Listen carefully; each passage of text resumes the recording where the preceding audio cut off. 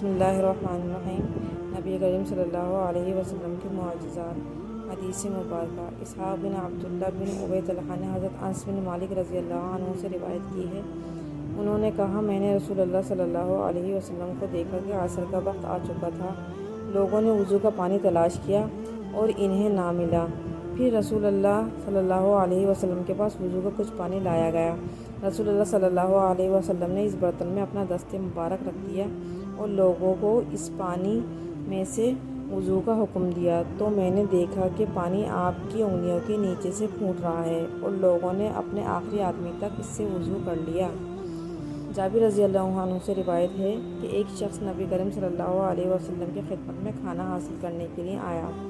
آپ نے اسے آدھا کلو وسق، تقریباً 120 کلو جو دیے۔ وہ آدمی، اس کی بیوی اور ان دونوں کے مہمان مسلسل اس میں سے کھاتے رہے، یہاں تک کہ ایک دن اس نے ان کو ماپ لیا۔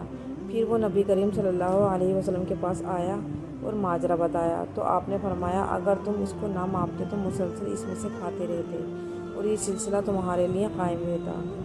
حضرت انس رضی اللہ عنہ سے روایت ہے کہ نبی کریم صلی اللہ علیہ وسلم نے پانی طلب فرمایا تو ایک کھلا ہوا پیالہ لایا گیا۔ لوگ اس سے وضو کرنے لگے۔ میں نے 60 سے 80 تک کی تعداد کا اندازہ لگایا۔ میں اپنی آنکھوں سے اس پانی کی طرف دیکھنے لگا، وہ آپ کی انگلیوں کے درمیان سے پھوٹ رہا تھا۔